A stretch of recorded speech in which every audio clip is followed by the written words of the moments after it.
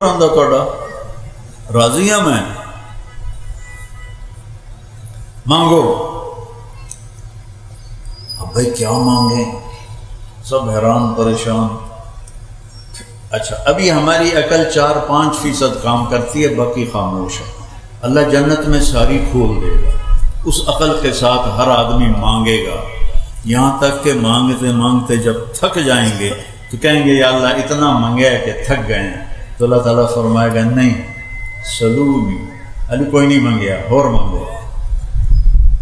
پھر سارے مانگنے کے پیچھے پڑے ہوں گے اور ایک دوسرے سے پوچھ رہے ہوں گے تو کی مانگیا تو کی مانگیا.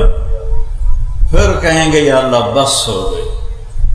اللہ فرمائے گا نہیں حالی بھی تھوڑا اور مانگو اور مانگو. پھر لوگ علماء کو لو پوچھتے ہیں, اللہ دے نیک بندیاں کو لو پوچھ رہے ہن کی مانگی رائے تو کچھ گیا نہیں. پھر بھی زور لا لو کے ٹیل لا کے وہ مانگنا شروع کرتے جائیں گے, مانگتے جائیں گے, مانگتے جائیں گے, یہاں تک کہ ہاتھ جوڑ دیں گے یا اللہ ہن ساڑی بس ہو گئی ہے. تو اللہ تعالیٰ فرمائے گا میں نے تم سے کہا تھا میں آج تمہیں اپنی شان کے مطابق دینا چاہتا ہوں, ابھی تو تم نے اپنی شان کا بھی نہیں مانگا تو میری شان تو حالی شروع ہی کوئی نہیں ہوئی. پر قد آتیتکم ما تمنیتم, جو تسا مانگیا میں تنوں دے چھڑیا. وزدتکم ما قصرت عنہ امانیکم, اور جو تسی نہیں مانگیا میں وہ بھی دے چھڑیا. جاؤ کلوا واشربوا ہنیئا بما اسلفتم فی الایام الخالیہ, جاؤ مزے کرو موج کرو جو تم نے دنیا میں مجھے راضی کرنے کے لیے اپنے اوقات کو فارغ کیا, اپنی زندگی کے اوقات کو میرے مطابق گزارا. آج اس کا صلہ لو, کھاؤ پیو موج کرو مزے کرو. دیکھو یہ نماز جنت میں نہیں ملے گی, ترس جائیں گے لوگ. نماز کی دولت یہی ہے, روزے کی دولت یہی ہے, حج کی دولت یہی ہے. یہ آگے جنت میں ایک سجدہ کرنے کی اجازت نہیں ہوگی, ایک سجدہ کرنے کی. جن کو پتہ تھا سجدہ کیا ہوتا ہے وہ پوری رات سجدے میں گزار دیتے تھے. تو ایک سجدے کی بھی اجازت نہیں ملے, ایک روزہ رکھنے کی اجازت نہیں ملے گی. تو یہ نعمتیں آج یہاں موجود ہیں, ان کے ذریعے ہم اللہ کو راضی کر لیں. کوئی بے نمازی نہ رہے, کوئی روزہ نہ چھوڑے, کوئی کسی سے ناراض نہ ہو, لڑائی نہ ہو, نفرت نہ ہو, بغض نہ ہو. معاف کرنا سیکھو, معاف کرنا سیکھو. میرے نبی نے فرمایا کہ علی تجھے وہ قتل کرے گا جو بدبخت ترین انسان ہو. میرے نبی پہلے دس چڑھے. اب فجر کی نماز کے لیے داخل ہوئے تو وہ چھپا ہوا تھا, اس نے تلوار کا وار سر میں مارا, وہ آگے دماغ تک چلا گیا وار. لوگوں نے اس کو تو پکڑ لیا.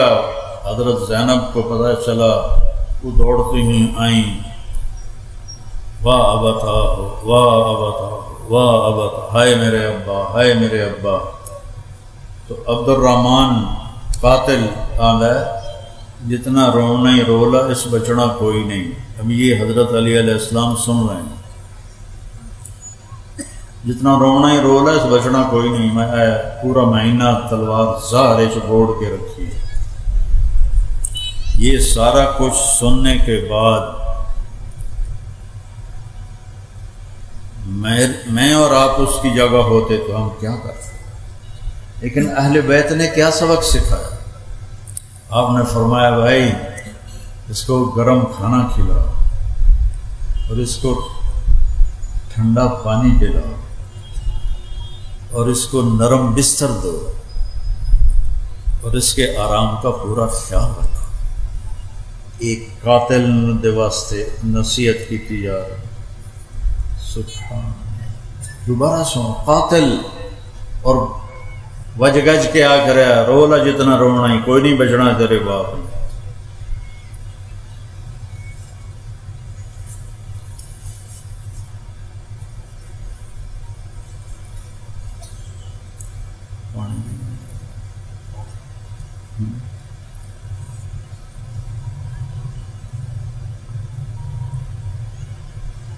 آپ فرمایا انہوں ٹھنڈا پانی پیو، انہوں گرم کھانا کھلاؤ، انہوں نرم بستر تے لٹاؤ، انہیں آرام دا خیال رکھو۔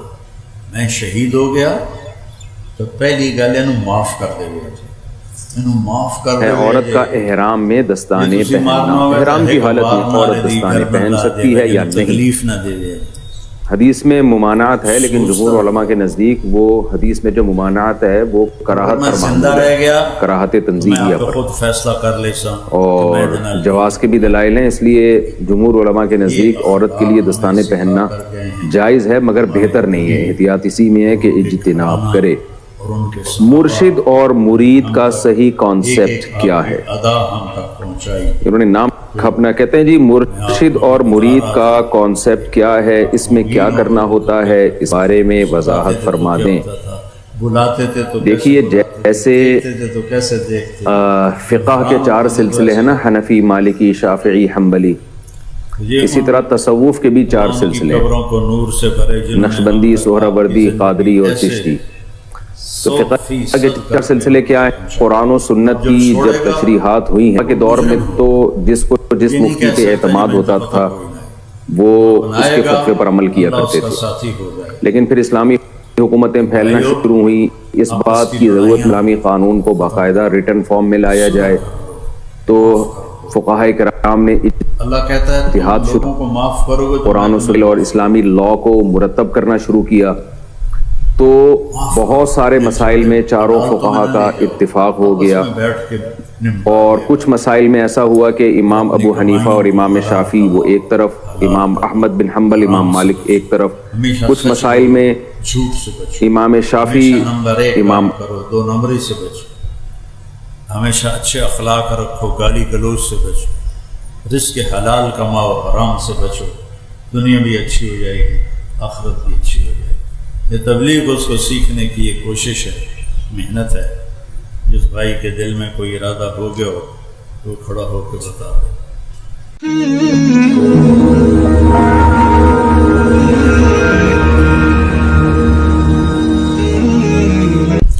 میرے عزیزو، محترم بھائیو، بچوں، بزرگوں، بہت سارا مجمع آیا ہے اور ماشاءاللہ اکثریت نوجوانوں کی ہے۔ جب نئی نسل دین پہ آتی ہے تو پھر دین میں جان پڑ جاتی ہے، اس لیے ہمیشہ نوجوانوں سے ہی خیر پھیلتی ہے اور انہی سے ہی شر پھیلتا ہے۔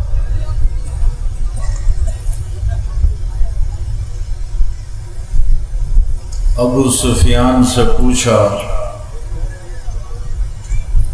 روم کے بادشاہ نے کہ وہ جو نبی آیا ہے اس کے ماننے والے نوجوان ہیں یا بوڑھے ہیں؟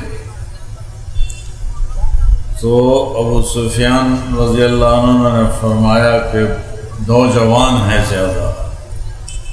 تو وہ روم کا بادشاہ کہنے لگا یہ بھی نبوت کی نشانی ہے کہ نبی کے پیچھے چلنے والا طبقہ وہ نوجوانوں کا ہوتا ہے، پھر باقی سارے طبقے ملتے چلے جاتے ہیں۔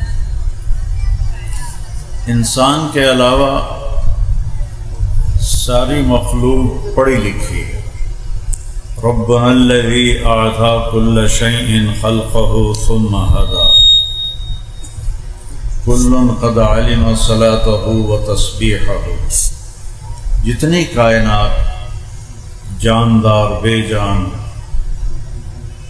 سب کے اندر اللہ نے زندگی گزارنے کا طریقہ ڈال دیا ہے اور اسے مضبوط کر دیا ہے، وہ اسے ادھر ادھر نہیں بھول سکتے۔ کسی آم کے اوپر امرود نہیں آئے گا، اللہ نے اس کے اندر ڈال دیا ہے۔ امرود کے اوپر انگور نہیں آئے گا، اللہ نے اس کو سمجھا دیا ہے، اس کے خلاف بالکل نہیں کرتے۔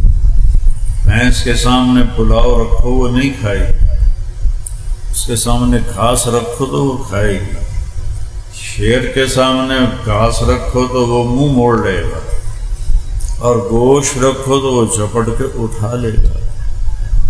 چوہا گھر سے نکلا پہلی باری، ابو بلی آ گئی، اس نے کہا بلی ویکھی کوئی نہیں، لیکن یا بلی نے ویکھیا تو وت پچھان۔ تو یہ علم کہاں سے ملا اسے؟ وہ تو پہلی دفعہ بلی کو دیکھ رہا ہے، اس کو کیسے پتا چلا